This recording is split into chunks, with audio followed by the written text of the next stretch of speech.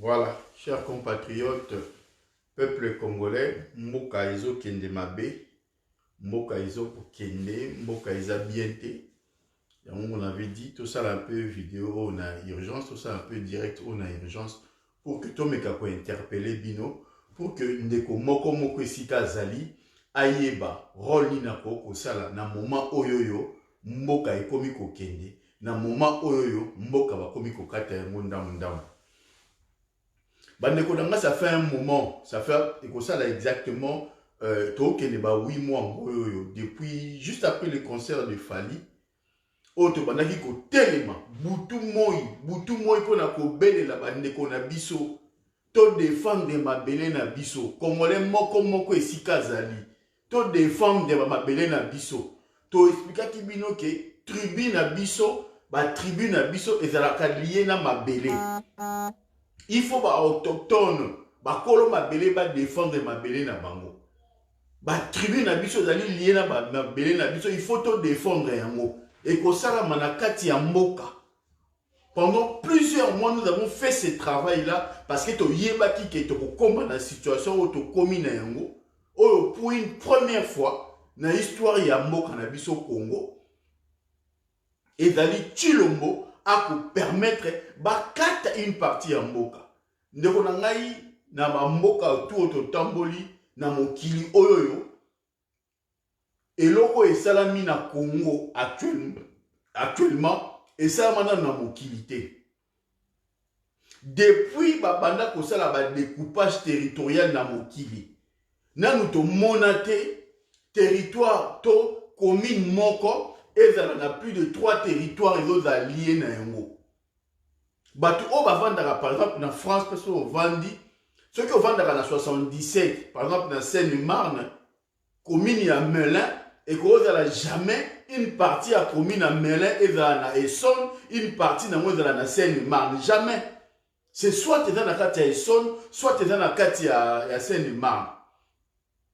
Tu vas dans la Kinshasa, commune, moi, tu es dans la carte à Kinshasa, et qu'on a la sous-région Mibale.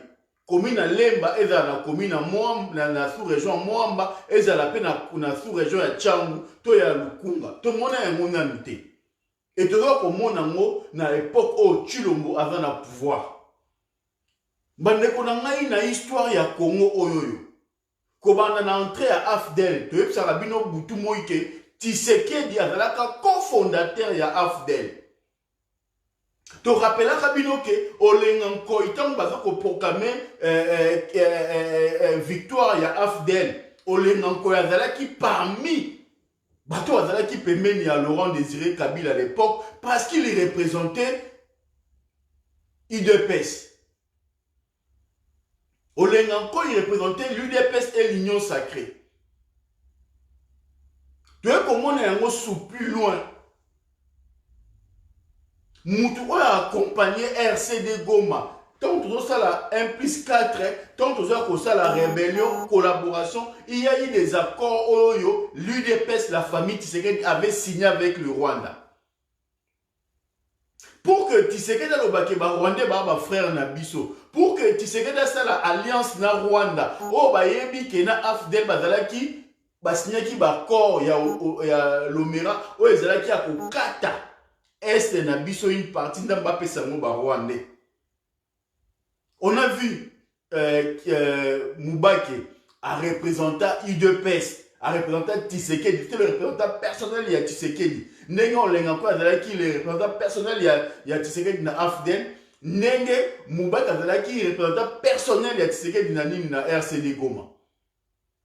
Et nous avons vu Nenge Nini Roger Lumbala azalaki le représentant personnel de Tshisekedi na M23. Et Nenge to on a lelo oyo Félix Tshisekedi mwana ya Tshisekedi aye ko accomplir mission au papa na ya signaka. Ndeko nanga mabele ki. Bakati yango minembe ba komisa yango commune rurale. Mais commune rurale oleza na kati ya territoire moko ya Fizi ou soki ya Masisi, mais non, ba tie yango une commune ezali na kati ya plusieurs territoires. Ça veut dire quoi?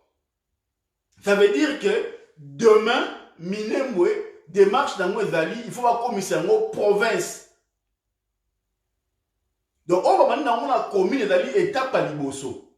Bazuni yango bakati yango, ba otala maintenant réaction ba congolais.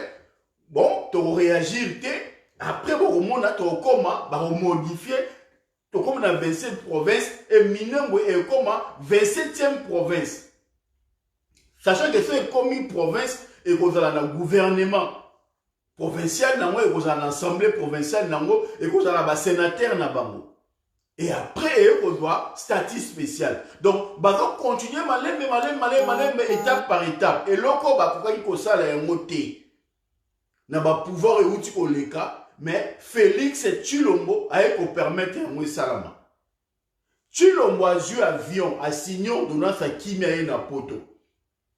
Et puis depuis tout ce temps, l'équipe si biso tana biso na makamouya ba mukwenge ba ko menacer mukwenge obwe. Ils ont choisi les moments où on fêter 10e anniversaire, il y a rapport à ma pique pour que Bango va créer État où Bango va réserver pour la Rwandais. Bandiamo par étape. Ce que Banaki kokata yango mbala moko ngako choquer bato. Bandiamo d'abord par la cadre de découpage territorial, va créer comme étant une commune rurale et qu'on passe comme étant province et puis on doit statut spécial tiens qui ne balé malin va petit fait. Comment nous allons commencer à réagir? Et ndeko on va y pour bundisa biso na combat fédéré.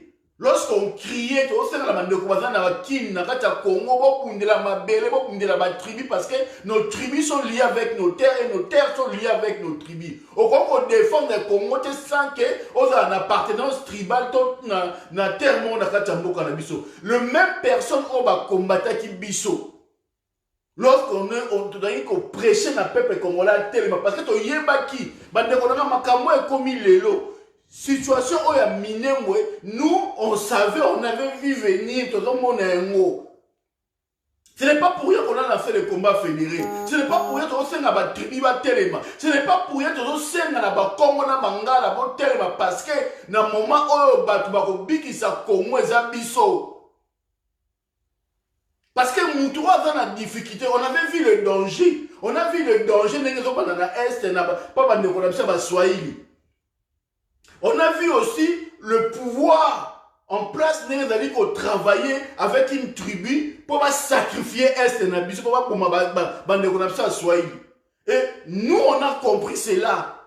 Et raison pour laquelle on a commencé à mobiliser. Parce qu'on avait compris que celui qui est télémisi Congo, le télémisi Ngala, de quoi il sa pouvoir à Kinshasa et pour permettre d'aider.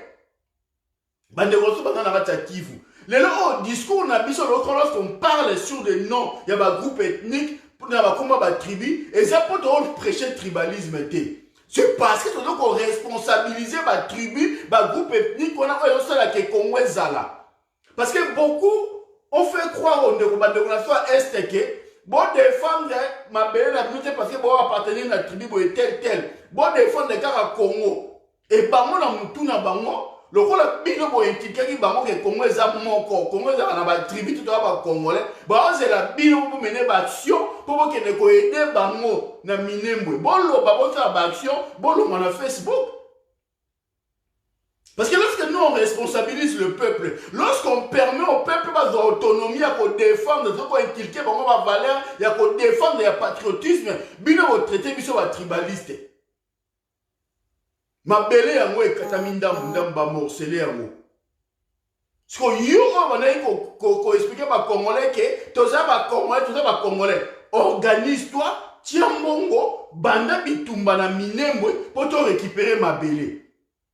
Yango to sengi na bande ko so bolemba te bande ko to na réunion moko makasi ezali ce samedi à Paris na Port d'Orléans boya to luka nengeni to ko mener ba stratégie pour permettre biso totalement, et dans le niveau diaspora, et dans le niveau à Kinshasa, pour que les mesures mettre en haut, suspendre en haut. Lorsque ils ont annoncé l'interpellation à Martin Fayulu, on a mobilisé le peuple et on a vu comment le pouvoir de l'occupation, et c'est là qui marche en arrière. Pourquoi aujourd'hui nos acteurs politiques ne peuvent pas prendre une telle décision? Il y a qu'on mobilise pour la retrait à projet ou à la loi, il y a qu'on retrait, il y a un découpage territorial là parce qu'on n'a pas besoin. On ne peut pas faire le découpage territorial à l'Est tant qu'il n'y a pas de paix. Tant que les groupes armés zali qu'on règne en maître dans le territoire wana. Mais il n'y a que toi, le peuple congolais. Il n'y a que Ngaï Naïone pour défendre ma béné Nabiso. Les là, on a Congo central. Les Rwandais sont là. Les là, on a le Maïndo, mais les Rwandais sont là. Les là, on a Kivu, les Rwandais sont là. Dans le Katanga, les Rwandais sont là. Les Rwandais sont partout. Mabele o Kabif, o Chilomba Kati a Minembe o Apesi. Apesi mon kaba tout titan. Apesi mon le régime rwandais mobimba. Apesi mon la système mobimba. On va déstabiliser mon cannabis soit parti à wana. Bande konanga ito telema. Bande konanga ito zonga bomoko. Bande konanga solution musu exacte seulement le combat fédéré. Les combats fédérés ne permettent Moutou na Moutou à défendre ma belle na liboso ya ndaku na ye ba autochtone bitumba ba autochtone bitumba la ma belle. Donc bundise yango kaka soki to telemi biso surtout congolais tout azali autochtone parce que lorsqu'on parle du Congo, on parle des Congolais, toujours le combat batu nyonso tout, on ne sait pas qui est qui. Il faut qu'on arrive à un moment à dissocier. Lorsqu'on parle des Batam, des Bangala, des Bakongo, des Baswahili, on sait, on parle aux compatriotes. Lorsqu'on parle des Rwando-Congolais, on sait que c'est des personnes qui sont rentrées au bazar de la vérité à Robem Sambo Kanabiso. Et Batoua, la tribute parce qu'ils ne se retrouvent pas dans le schéma. Batoua, parce qu'ils ne se retrouvent pas. Et maintenant, les politiciens et les activistes à niveau diaspora, on a dit qu'on empêchait de la Mamba terre, non, Mamba tribu, c'est parce qu'ils sont liés avec le Rwanda. On n'a ni tribu dans le Congo, ni la terre dans le Congo. On a commis qu'on forcer la main par la violence pour ne pas s'accaparer dans ma belle Nabiso. Et c'est étonnant de voir cette situation grave. La Mouka est une grande plateforme où le peuple a espoir naïe, au-delà du fait qu'il y a la Mouka, il y a des personnalités qui animent, ce sont des acteurs politiques. Qu'est-ce que la Mouka pense par rapport à la situation où on vivre l'élo, na Minembwe? Qu'est-ce que la Mouka pense na découpage oyo outi ko salama oyo komisi Minembwe au projet au komisa Minembwe commune rurale? Qu'est-ce que la Mouka pense? Qu'est-ce que Jean-Pierre Mbemba pense? Qu'est-ce que Katumbi pense? Qu'est-ce que pense Mouzitou? Qu'est-ce que pense Fayoulou, le président élu?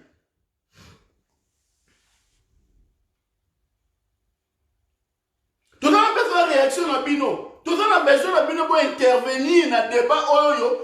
Intégrité territoriale, souveraineté en Mboka est comme menacée. Il faut te bengana Chilombo. Il faut te bengana Chilombo. À partir à deux va poser. Chilombo a sali o babengaka haute trahison et Chilombo ne peut plus rester au pouvoir. Bana ya Tchangu bana Kinshasa mukolo Chilombo ko kita na avion na aéroport bo bamba e mabanga mukolo o nyakeru o prévoir pour que la Congo central pour la akene ko alimenter pour que le pesa ba don na ba ka o ya ba retranchement ya ba touti o za na kati ya Congo central bana ya Congo central bo permettre nyakeru a côté na province na binoté. Nyakeru a contre la province na binoté azoya ko alimenter les troupes oezali ya ba tout na kati ya Congo central bazoya ko alimenter bango sous forme ya ba don pour la ko déstabiliser Congo central ba déstabiliser est ya Congo. Ceux qui vont déstabiliser Congo central, va bloquer sortie vers l'océan, on n'y peut rien. Donc, base arrière n'a biso de Congo central. Il y a un moment de cible n'a biso, dynamique d'action n'a biso liboso, et ça qui va tourner, place à côté les misaba Congo, bande de Congo. Parce que base, si qu'à pouvoir les alliés, et ali na kati ya Kinshasa, et ali na kati ya Congo central, ma belle à Congo. Il est plus que temps de voir résolution. De défendre d'abord ma belle. Avant qu'on défende le pouvoir, défendre ma belle na yo. Parce que yo, qui congolité na yo, va lier na tribu na ma belle na yo. Tant que yo, moni va comme ko benga na bino na ma belle na bino. C'est qu'on peut justifier qui congolité na yo ou na nini. Mabele na yo ekomi mabele ya banyamulenge soki bawuti puis ya batuti. Siko yo bembe bazwi mabele na yo bapesi yango na Rwandais tuti. Yo siko mabele na yo okoma nango wapi? Oko justifie ki kongolité na yo na mabele nini? Yango tosengi na bandeko na biso to bengana ba stratégie yango il faut emata. Bino batu o boza ba super résistant, ba super combattant, toza na besoin tous ya ba statut na Facebook te. Parce que ba statut ba Facebook o tozo sala o et apporter solution te. Makiele na Facebook, résistance na Facebook et apporter solution te. Ba manifestation à 5 km de l'ambassade de Rwanda ou la manifestation, je ne sais pas où, ils ont pour apporter solution T. Il faut telemisa batu na Congo, na ba province, mutu na mutu, il faut telemisa batu na parti oye ayebe ko se communiquer. Ce qu'on a ki mongo, sur la ba parti o ba mongo na Congo, o convaincre bango. Ce qu'on a ba chiluba mobiliser ba Congolais ba chiluba pour ba telema. Parce que ba rotia bino ba Rwandais lobi na frontière ya Angola na Kasai ba rotia ba Rwandais. Na chaque frontière ya Congo, bazotia la bino batuti. Na Ituri, batondisi batuti na frontière nyonso ya Congo na Uganda, ya Congo na Soudan. Na Tanganyika, batondisi batuti na frontière ya Congo na Tanzanie. Nord Kivu, Sud Kivu, n'en parlons pas. Congo central baye et puis na Kasai baza côté kuna na maindo me bayaki ba côté ki par Yumbi pour pas bloquer frontière. Donc bazali ko kanga biso. Toutes les sorties ouais veut Congo tout ça la possibilité à ko bima libanda baza ko kanga yango ba frontière na biso no surtout baza ko tia batuti. Bato baza ko tia batuti wana et là batuti en civilité sont des hommes en armes. Bande konangai eza ba citoyen populaire ba tout ba déplacement ba réfugiés ba kimi, ce sont des hommes en armes. Ces gens-là la nuit c'est eux qui tuent et la journée ils sont des réfugiés. Tout le monde a moni pour yoka. Ba élever au bozo mona sont des militaires, sont des hommes en armes. Na mo il va ba élever na butu ba mo ba okende ko bomaka. Ceux qui votali na Yumbi, les massacres se sont déroulés que la nuit. Na Yumbi bana bo mapaduka na butu na moite. Ba bo mabutu na butu bandiko bo o ebite na zo bo bo kimi. Na tongo bo mona bango kuna calme coach. C'est comme quand mulili na butu, même mode opératoire na Beni, ya mona to mona ke na Yumbi. Et même mode opératoire, on va préparer la Congo central. Pourquoi? Parce qu'il y a des minéraux dans Maïndombe, parce qu'il y a la frontière avec le Congo. Donc, il faut qu'ils contrôlent les frontières. Si vous avez un peuple à téléma, yo ke ne kotela misabatu na Maïndombe ndenge nini, yo ke ne kotela misabatu na Congo central comment, yo ke ne kotela misabatu na province orientale comment, na Équateur comment. On se présenter comment on s'identifie ceux qui ont lié relation à mon attribité. J'ai suivi la déclaration à Kouloutou. Kwebe Kipele, ou à l'obien ouvertement, avant à la Congolaise à Mouyandi, si yo, soi-disant résistant. Les cas si yo, finga, vieux Kwebe, tribaliste. Yo résistant yo bino samu biso comme ko finga biso comme ça benemi vieux Kwebe Kipele a lobby yango ouvertement que yé avant la Congolais za Mouyandi. Il est plus Mouyandi que Congolais parce que nomenclature dénomination na Congolais wana wana vexé et là mundele muta imposé yango. Maintenant le vieux il dit exactement ce que nous disons depuis des années. Et lorsque on combat les Tutsis en disant que les Tutsis existera dans le Congo. Pour reconnaître Congolité et les Tutsis, ton existence et les Tutsis par rapport à quoi? C'est par rapport à la relation à la terre. C'est par rapport à la relation avec la tribu externe à Congo. Et toi, tu prives les gens de parler de tribus et de terres aux Congolais. Et vous ont travaillé pour la Congo. Donc, l'air est grave. Il faut la classe politique, il faut le président élu à intervenir sur cette situation de Martin Fayoulou. Tu ne dois pas continuer à rester silencieux face à cette situation. La Mouka, le peuple a cru dans la Mouka, mais la Mouka n'aspire plus confiance. Comment se fait-il que le débat, il y a actualité, ma classe, mais la Mouka va pour le battre? La question, il y a un juge. La Mouka, la déclaration, qu'on défend l'état des droits. Tu ne violes la constitution, tu ne violes les textes, en démettant en fonction de 2 magistrats ou 2 juges de la Cour constitutionnelle. Bino na kati ya Lamuka bino tu bova nini botikali Martin Fayoulou abunda position ya Lamuka face à ya déclaration ya position à Tshilombo par rapport à juge wana eza nini position ya Lamuka par rapport à ce qui se passe à Minembwe par rapport à découpage territorial o eza nini baction nini Lamuka prévoir pour la empêcher démarche o ezali lelo o ya ko violer intégrité territoriale na biso. Le président élu, Martin Fayoulou, Adolphe Muzito, Jean-Pierre Mbemba, Katumbi, toko juger réaction ya mutu moko d'ici ce week-end.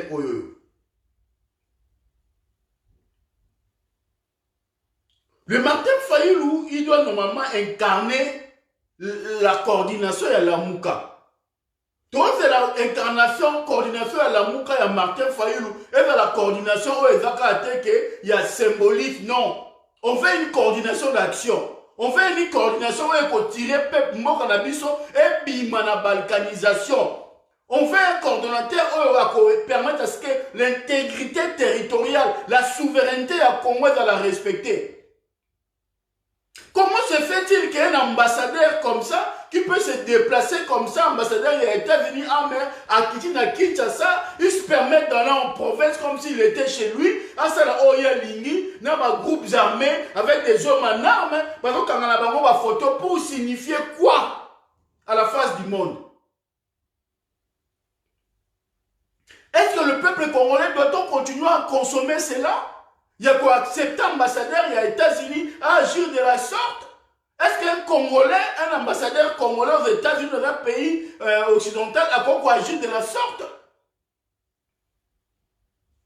Tobandi le 1er octobre, Toali le 1er octobre, Lélo, Lobby le D, le 3 octobre samedi, nous avons une réunion, Tosengi na Bandekobo Ia, et dans la porte d'Orléans, total à tout réfléchir sur des stratégies, sur l'action autokosala nakati ya mboka.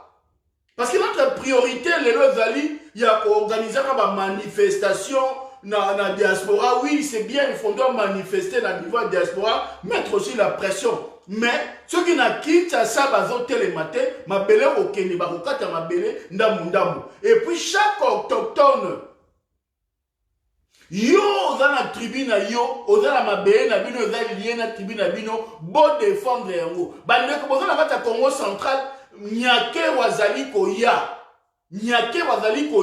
bo humilier cette dame là bo empêcher ya kota la mabele na bino ce qui va permettre ya kota et oza la début ya misère na bino auto vivre na Kivu ya mwana koya kosalama na Congo central. Et ça sera après au Salamina Yumbi. Parce que le même éleveur, au Bakena Kobo, Batuna Yumbi, Bangwane va comme la Congo central. Ce qui est la classe politique, Nabiso, bon, quand on a un débat au thé, il faut peuple congolais, il faut la société civile là où il est, à tellement, à jouer les choses en main pour que Tozonga na normalité. On ne peut pas se taire face à ce qui se passe aujourd'hui. On ne peut pas permettre à Roubero à continuer dans la ministre. On ne peut pas permettre à Tshilombo à continuer dans la présidente. Et on ne peut pas permettre le gouvernement à Tshilombo à continuer à exercer dans Katambo Kanabiso. Il y a une chose qu'on ne peut pas permettre, c'est qu'il y a qu'à perdre 1 mètre carré à Mabele Nabiso. Donc, il y a un moment où tu as la tête, il y a un moment où tu as la boîte, ezali moment oyo bandeko na ngai oyo bo se ressaisir bo comprendre que ce bomoni ba biso ba zoro ba stemai on a mis l'accent ba ipo wa iza mama Jenny au Carrefour ba maman ba lorsque ba couchef ba dit maintenant lorsqu'on a mis l'accent sur le caractère tribal, sur la démarche, il y a quoi interpeller bah autochtone sika bazali ba telema pour le défendre ma belé et ça qui pour un sentiment parce que to yeba kike moment auto kokoma moment bitumba auto zana yango e kozala bitumba ya minduki te parce qu'on n'a plus des armes na Kinshasa minduki za rasouté na Kinshasa o bazomona na bomona anteni wana batia bango kaka symbolique pour la ko ko distraire bino donc le peuple ce qui mis en grand nombre na 30 minutes makambo esili Joseph Kabila, pour sa sécurité, il a préféré désarmer le militaire congolais, les policiers congolais, pour armer sa garde personnelle. Parce que ce qu'on a armé les militaires, les policiers, et on a une insécurité pour nous. Donc, à Kinshasa, on a Mindou Kezate. Mindou Kezate. Mais Mindou Kezate, le peuple congolais Zate. Tu vois, il y a 1 million à Kinshasa. Depuis ça, on a rendez-vous. On va voir ça à partir de samedi. On va fixer comment. Autre sein on a bien au peuple. Bon, parce que il faut tout téléméla likambu oyoyo. Non seulement l'ambassade de Rwanda il fait kanga, mais gouvernement oyo pour représenter l'intérêt à Rwanda conduit par Chilombo. Il faut ekweya. Bande qu'on a biso on va aller contre la Belgique va bundisa biso.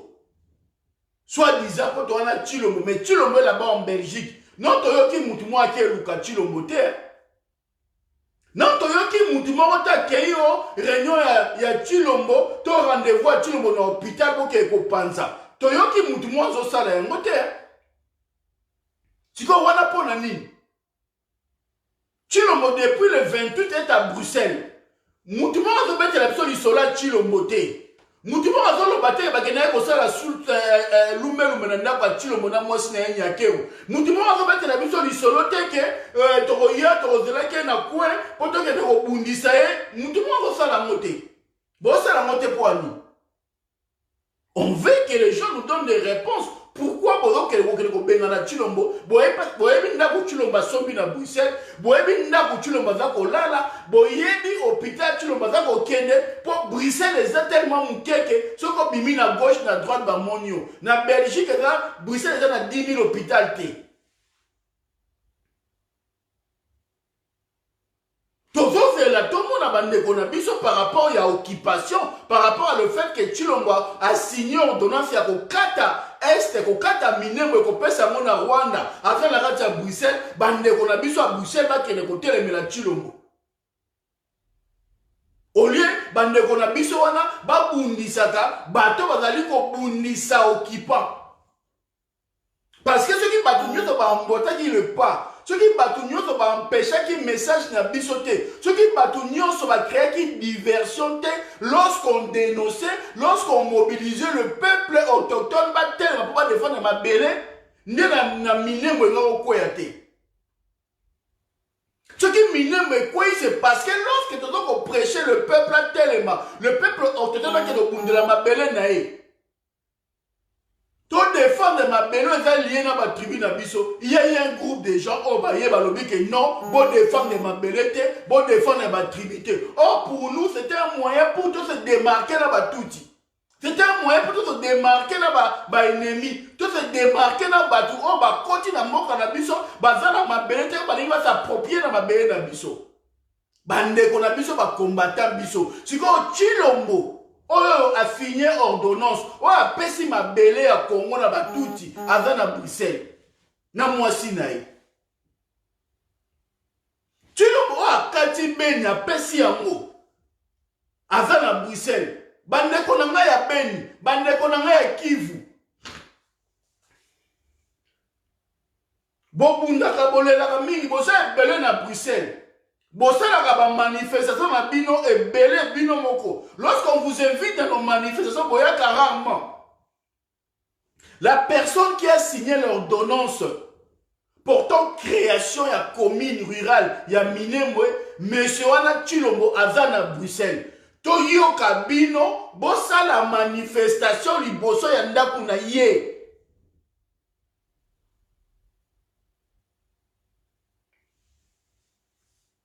Bosala manifestation seki bokoka kokende kobundisa Chilombo na ndaku na ete nene bokoka komenase Chilombo tene bosala kapa na biso batu misusu tokosenga na bino bokende kosenga manifestation liboso ya ndaku ya Chilombo.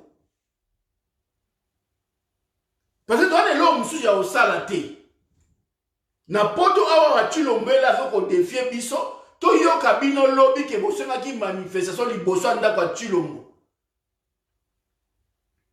To ndima bino. To liboso ya hotel wa zali to ndima bino.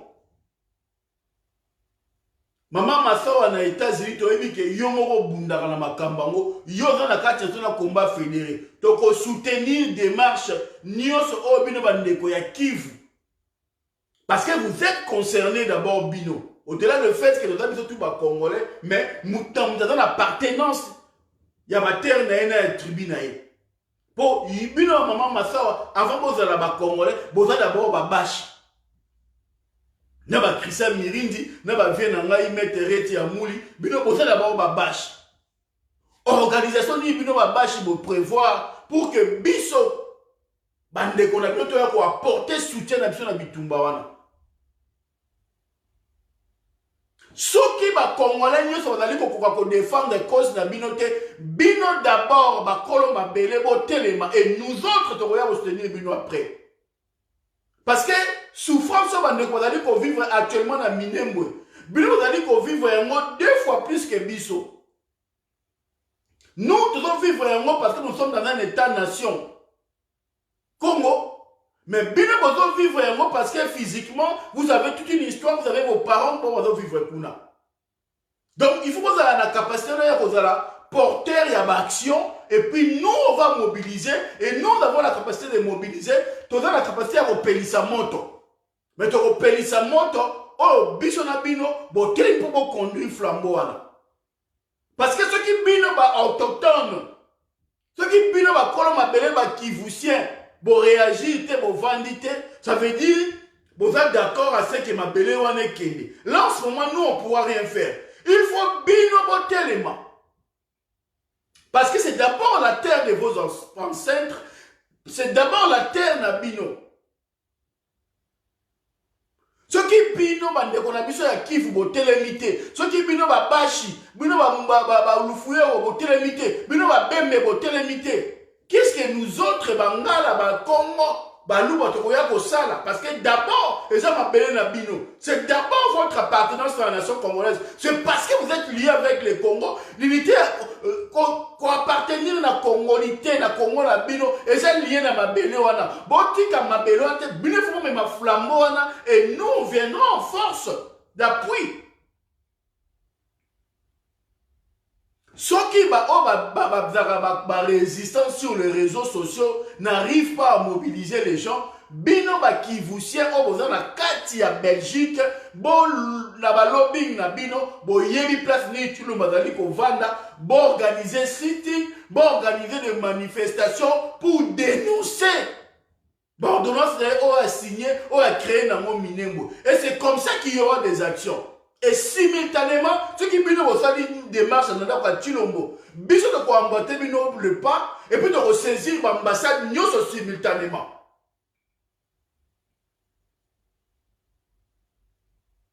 Bande qu'on a biso il faut réagir, il faut voter les mains. Bande qu'on a biso ya Kivu, voter les mains, tu vas dire qu'on voter les mains. Ma belle on est ma belle na bino. Pourquoi kotika ma belle on est kendete? Bino nde bokoye bisa biso bangala baluba na baswahili ba Congo pardon voulais-je dire et là on dit biso ko sala pona ko accompagner bino on attend ce que bino bo pesa biso ba piste ya makambo otoko ko ya ko sala parce que bino boyebi mabele wana plus que biso parce que vous valez mieux que biso en tout cas du moins en ce qui concerne mabele na bino wana. Voilà l'essence ya démarche na biso. Maman Massawa, nous sommes ensemble, nous allons continuer à mobiliser. Nous allons combat fédéré, nous fédérer les combattants, nous fédérer la diaspora pour que la cause, il y a Kivu, pour que la cause, il y a Minembwe, et tika la maboko na biso na Kivu, il y a biso ba Congolais. Et message vraiment important, les lots yango. Donc, tous la bomoko entre biso, et puis tous ceux qui ont bandeko na biso, ceux qui bandeko bazali ko pesa ba stratégie, ou ceux qui bandeko bazali ko loba makamu na bango, luka o comprendre ba démarche à baninga avant yo luka ba na ko tia ba bâton dans le roue. Combien de fois on a fait des manifs à Paris, les gens se sont organisés pour pas ko bundisa biso. Et on disait que ce frère-là, qui lié à mon pouvoir. Non. Mais si tu le moyen, soit disant que tu le mot. Si tu le moyen, pourquoi vous mettre na biso chilomote? Pourquoi bino tout comme vandinier? Et c'est Chilombo qui a signé l'ordonnance, il y a au commissaire Minembwe et qui est en occupation. Et comme il y a Rwandais, à Bruxelles. Bino Boutou moi il bozo kani la batu. Boya kuta combat na bino fédéré na Bruxelles té. Mais Chilombo le dangereux là-bas. Bosali nini? Bande konanga Chilombo est à Bruxelles depuis le 28. Bosali qui sitting aujourd'hui, oui, Bosali sitting c'est bien. Pourquoi sitting wana boke bosala yango na ndako Chilombo té? Pourquoi sitting wana bosali yango pona ko dénoncer ordonnance à Chilombo té? Car il faut fouillant, car on déviera ma question, qu'on déviera ma sujet. La cohérence n'a combat ce que les arabes. Parce que pour que même le rapport mapping à l'appliquer dans le Congo, il faut qu'on coince sa régime à Kinshasa, il faut qu'on combatte à Chilombo. Parce que yolo bio combattre à Chilombo pour Chilombo à moi dans Mboka. Le rapport mapping on va au Tchangou. Yolo biko ko défendre Chilombo pas à moi na mboka. Chilombo a vu Est, a vu Minembwe a Katia mwa pesi yango. Parce que Chilombo na 2023 aux ana été. Ba pesi est caché na vu ba milliards na 2 milliards na a sali mission na kata mabela ya Est pesa yango ba Rwandais. Modifier constitution ça na 2023 OK na vu mission na caché na pas 2 milliards. Bon, on a autour à mouiller aux yeux, bah, on efface ça, on va tranquillement dans poto. Chilombo a fini son travail. Hein? Chilombo a fini son travail. Mission na ezala ki ya mwana. Kata Est, pesa partir à Rwandais. Allez, bah modifier constitution, élection comme on a suffrage universel indirect. Elle a 2023 aux la candidaté. A signé Mikanda na Après ça, 2 milliards de dollars. Tu n'as vu 2 milliards de dollars. Tu n'as vu 2 milliards, 2 milliards de 1 milliardaire. Donc tu le connais un milliardaire. Il a 2 milliards de dollars au Iazwa. Après, mon fonctionnement, il y a président. À ça, on a ligné pendant 5 ans. Nous avons dérangé.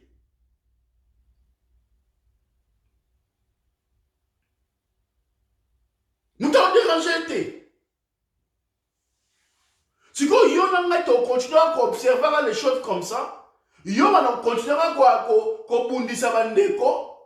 Chilombo dans la Bruxelles, kuna yo dans la Bruxelles na Chilombo. Pourquoi vous avez la Chilombo té? Pourquoi tout le monde a sali vidéo pour dire aux gens que Chilombo a place pour tout ça sitting de dans Chilombo? Hein, Chibango? Yo sala vidéo pour na kolongo la batu musu na kata komba awawa. Pour te telemela, pour te faire na tribune telema pour bundisa ba Rwandais, yo Chibango. Moutouna matona dans la Kinshasa, yo la raso disant procureur, olongola ete poani na komba. Baba, kani munoko. Mususu atomona kiena na mwasa Chilombo awa. Olongola na combattre. Baba. Chilombo dans la Bruxelles. Yo, toi la réunion à yo Chibango. Je prends ton exemple parce que je vécu ça. tout ça la réunion na biso ya fédéralisme ya ko fédérer ba congolais ya combat fédéré ozo benga batu na Paris ba ko luka ba ko kundisa biso tu as Chilombo na Bruxelles benga biso to ke kundisa Chilombo pourquoi tu le fais pas Minori Kangani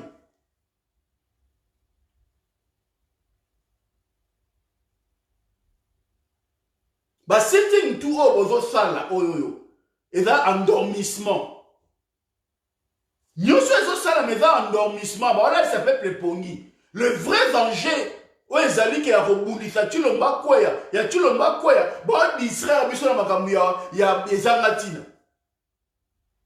je vous avais dit que la question au bazar koya au bazar ngaba pour moi mukwenge basala bon ça là un sujet sur l'actualité on avait dit que il y a une diversion et on a vu les conséquences dans ya moyo bakati este et qui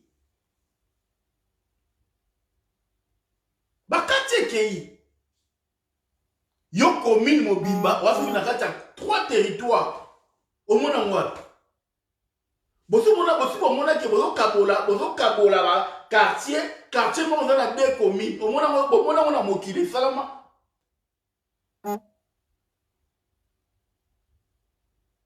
ça a été taillé sur mesure bakati yango parce que dans la démarche ya lobby ba commissaire yango province pe bomona commune na obakati wana eleki Rwanda na munene commune o moni bakati wana commune rurale wana ya Minembwe eleki Rwanda na munene vous trouvez ça normal urgence ni nezala ki ba komisa Minembwe et comme ma commune ya munene koleka Rwanda urgence ni nezali ils sont dans une démarche à commissaire 27e province où il y a un ministre provincial, il y a l'Assemblée provinciale, il y a un sénateur. Et puis, on peut un statut spécial. Ce qui est statut spécial, c'est similitaire. Il y a la autodétermination, il y a on passer étape par étape. Ce qui y a de comprendre les enjeux, parce que le haute trahison. Et loko Chilombo sali et leki nyonso. Kabila au pouvoir, il ne osait même pas qu'on kata mabela Congo. Parce qu'il y a une question à sali yango, son nae koza mabe. Mais comment se fait-il que Chilombo sali et loko Kabila daï ko banga ko sala. Oh, mouza boya ki ko sala tia kena mabele pona ko kufa. Chilombo sali yango, il est à Bruxelles. Combattant résistant mon côté, diaspora mon côté, moutimon na Bruxelles a fait la monoroke, tout ça marche contre Chilombo. Azate.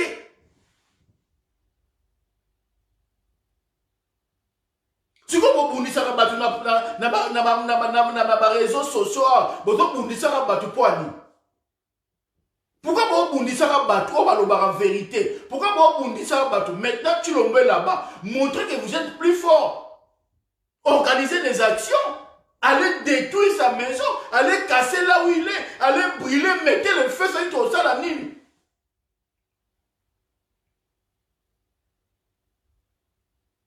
Mettez le feu, brûlez s'il faut brûler, faites ce que vous pouvez faire parce que au moment que il faut pas le combat. Pour pas être dérangé, mais nous avons traîné dans le combat parce que vous l'avez bon, c'est l'action. Bandi Mabino. Et il est à Bruxelles parce que vous avez bon, c'est l'action. C'est triste, mes chers frères, mes chères sœurs. C'est la colère, la frustration qui nous amène des fois à déborder un peu dans nos langages. Et à tes potes, on a contre-battu, non, c'est parce que la situation, ils ont énervé Bisso.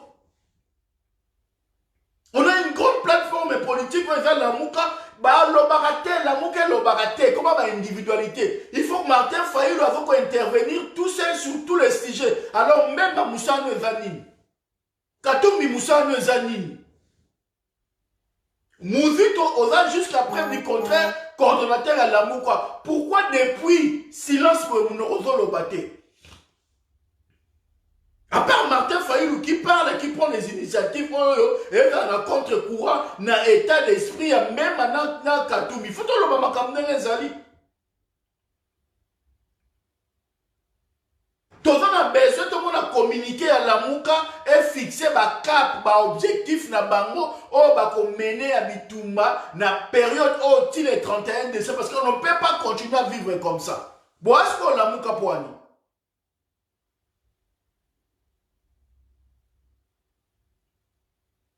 Martin Fayulu prend une posture, prend une position en faveur pour l'intérêt du peuple. Batindi, ba leader, monsieur Lamuka, Batindi Mike Mukeba a attaqué. Batindi ba Francis Kalombo ba attaqué. Batindi ba Mpoukou na bango ba René na bango ba attaqué Fayulu. Tout ça pour m'isoler, pour éviter que Aloba ba sujet qui fâche. Mais si vous bino boza na la muka po ani bolo mala la muka bo tikela Martin Fayulu la muka na amena bitumana na peuple congolais parce que bon comme il va obstacle à Congo. Yo acteur politique mobimba, yo soi-disant leader et opposition au lobarate, au intervenir dans un sujet mon côté. Si quoi opposition dans un nini. Opposition dans un ceux qui dialogue les alliés aux représentants opposition. Opposition dans les alliés ceux qui débattent les alliés à partager pouvoir. Lorsqu'il s'agit d'amener le débat, de créer des situations de crise, vous êtes incapables. Toi, quand tu as un mot canine ou un parti politique, soit disant opposition, va le battre. Ça, la action, va avoir opposition. On a vu en 2015, lorsque l'opposition était incapable d'empêcher la loi électorale de la voter, ils ont appelé le peuple Nari pour résoudre des problèmes. Pourquoi aujourd'hui la même opposition dans la Mouka, avec la popularité extrême, avec la minoritaire dans le Parlement qui n'est pas en mesure de faire passer des lois, pourquoi ils ont mobilisé le peuple à ce travail au Parlement pour avoir ça la tête? Le président lit et ça carte à souka au peuple à Pessinayo, au peuple à Zelanayo. Tu es le choix du peuple congolais. Mais le peuple à Minembwe souffre. Le peuple à l'est du Congo souffre. Le peuple dans le nord, sud, est et l'ouest souffre. Tu continues qu'on souffre, qu'on souffre, c'est la tine à 2023 où il faut impulser la dynamique d'action. Démarche pour pousser la colère du peuple et tellement pour que tout soit réponse dans ma problème de zone.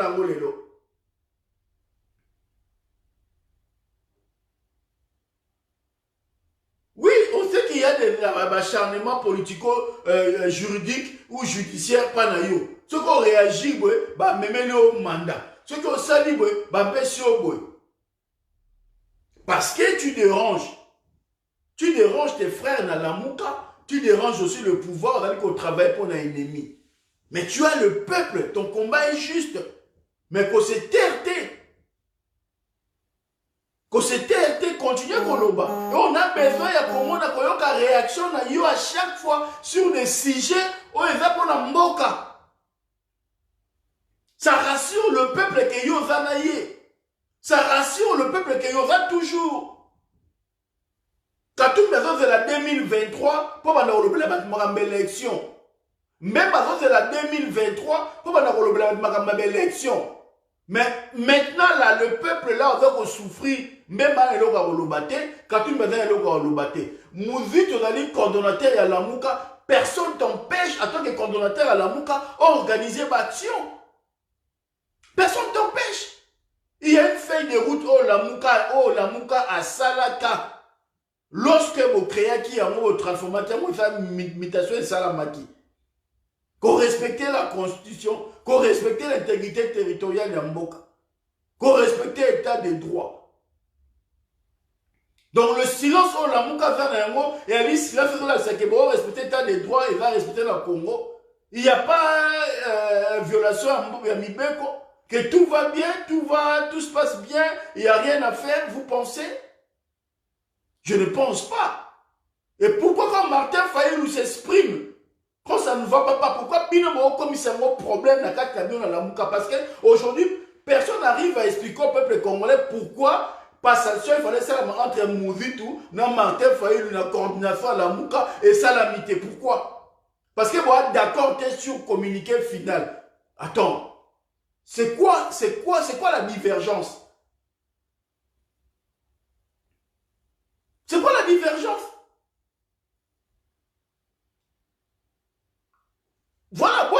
toute divergence ni les alliés entre Martin Fayulu na Muzitu d'un côté, Chilomona na Mbemba, Mbemba na Katumi de l'autre côté. Il faut pas expliquer toute divergence entre Bino et alliés na Nini. Parce que Bino Boloba souté, comment il y a quelqu'un qui parle. Mouzito a lobby pour contredire, pour communiquer qu'il fallait faire la guerre na Rwanda, pour faire rechercher la paix, c'était aussi une des solutions. Pour télémélier, pour empêcher à l'oba paix souté. Martin Fayulu, lorsqu'il parle, bon, tu dirais, attaquer, Moukebaï, Francis Kalombo, attaquer. Ça veut dire, Bino, comme il travaille pour un ennemi. Pour déstabiliser Mboka. Pour empêcher l'opposition à l'Oba. Pour empêcher le peuple à l'initiative. Même comportement au Sala contre Martin Fayulu, le même comportement, tout le monde a dans la diaspora. Maintenant, on te pose la question, Yosa résistant, Moutou a représenté l'occupation, ailleurs dans la Belgique, Moutou a vandigné, Moutou a zolobate. Moutou a zolobate, il y a ça la manif, il y a Lukae, il y a Cham moto liboso na enda kunae, kotumba voiture na coin na non. Personne le fait. Moutou a vandigné. Bolingi bat pas réfléchir, te basa la réunion, te bolingi bat basa elo te mais bon ça là. Bola qui sa que oui, aya ki to ndaka chulo beze ngo to tumaye to ke ça. Bon ça là. Donc en tout cas tout ça na bande ko na faire Kivu, boza ebelé na Belgique, boali ebelé na États-Unis, na France boza mingité, boali ebelé na Afrique du Sud, bozwa ba initiative toko soutenir ba initiative wana la coordonnatrice Mama Massawa mobiliser bandeko batelema mobiliser bandeko na Bruxelles bazali ebele na Hollande ba Kivusien bazali ebele bazwa initiative wana ya organiser une grande manifestation contre d'abord la position des États-Unis et puis de deux contre création ya commune wana ya rural wana ya Minembwe na ndaku ya Chilombo esika zali batu bayebe esika zali.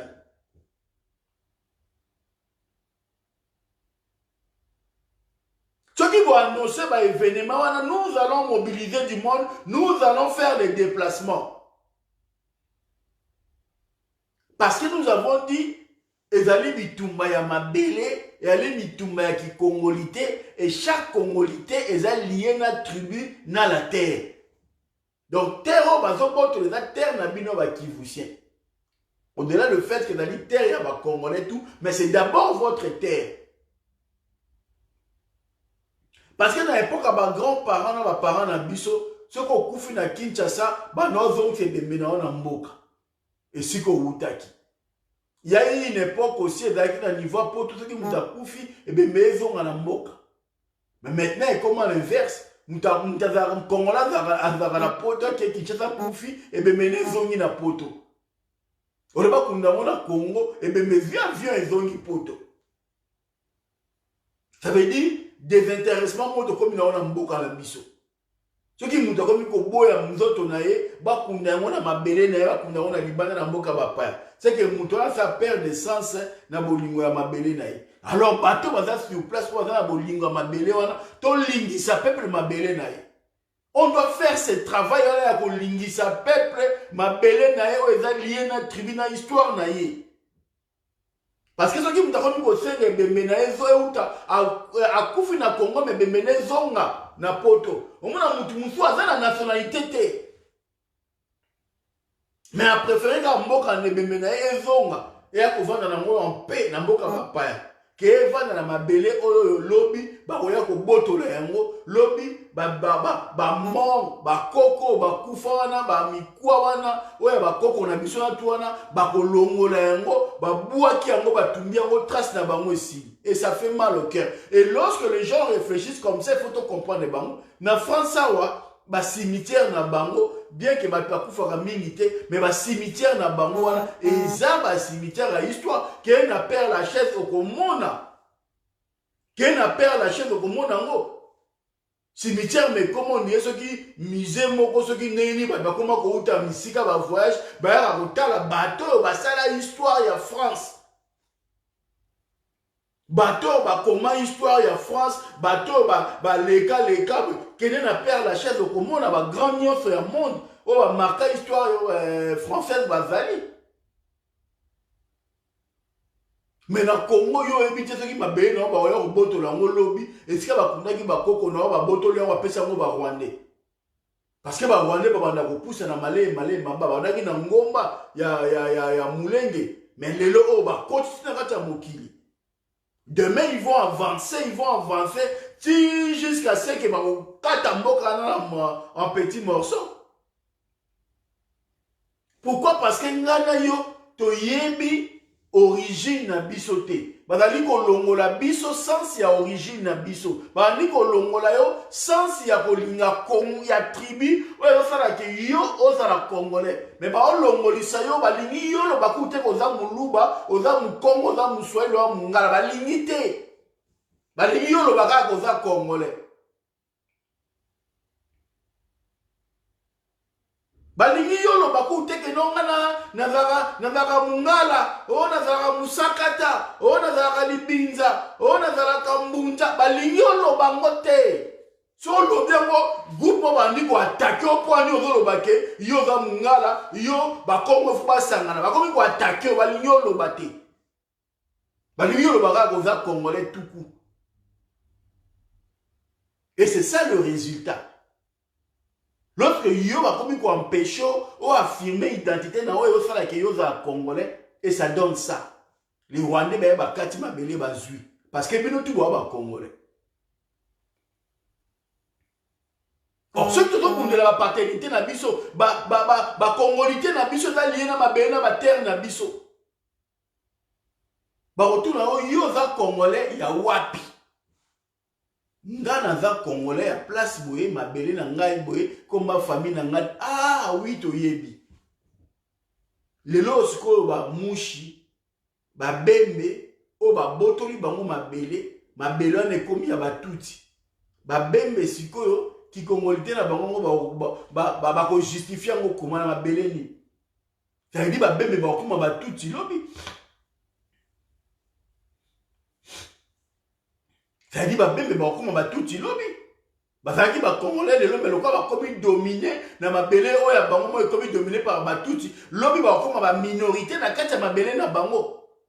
Et lorsque nous on prêche la terre, lorsqu'on prêche nos tribus, Congolité na biso, un groupe de gens nous traitaient de tous les noms.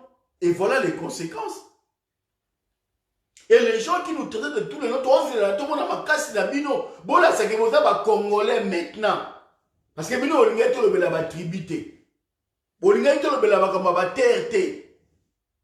Makambu, il y a autochtone, on a la montée. Mais maintenant, tu le mets là, et c'est lui qui a attribué une partie à terre, na biso, na Rwandais, na Bruxelles. Allez le répondre. Allez, vous pouvez faire ma salutation patriotique, ton dima. Voilà là où il y a des limites. Tout ce qui a pour dans les lots, mais tu peux s'en rendez-vous dans bande konabiso. Boben nabiso na une bourse le samedi 3 et ali lisanga ya bangala.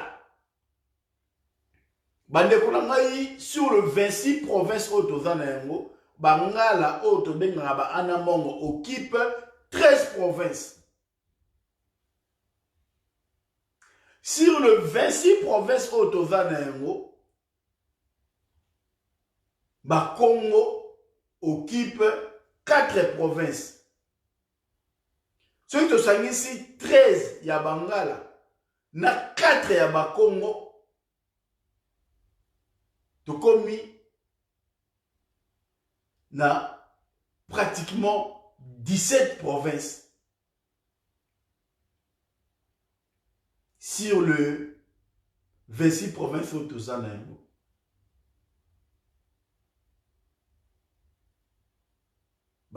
C'est beaucoup. Et rien que ça, toko bundisa batuti to bengani bango pe na este.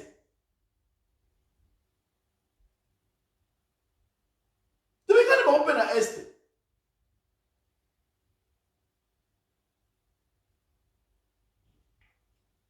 Donc mandeko nanga na suki apona lelo to telema to zala makasi to zonga simate eza bitumba to pesa mino ba stratégie o to kozwa pona ba action o pona kobundisa likambo oyo samedi na Paris. Donc to ana des réunions, il y a une réunion oyo eza ba LB lisanga ya Bangala et la première partie to sola sur le lisanga Bangala. Et puis la deuxième partie, on va revenir sur l'actualité politique. Et puis, on a un guest star, on a un invité spécial dans Bisso. Au créneau, on a topé ça, on a coulé tout dans Bisso. Bon, là, oh, il n'y a pas ça en amont. Avant le fait que, à la politicien, à la terre politique, et belé, à une appartenance ethnique. Oui, il fallait que bon, là, à Mungala, à en amont. Donc, aïe en tant que Mungala, aïe en tant que Congolais, en tant qu'acteur politique. Mais, pour nous, le roi de tombe la identité na biso en tant que moi na mboka. To yoka yepe, aïe pe espérance à tambola na ba province na ya ebi yango.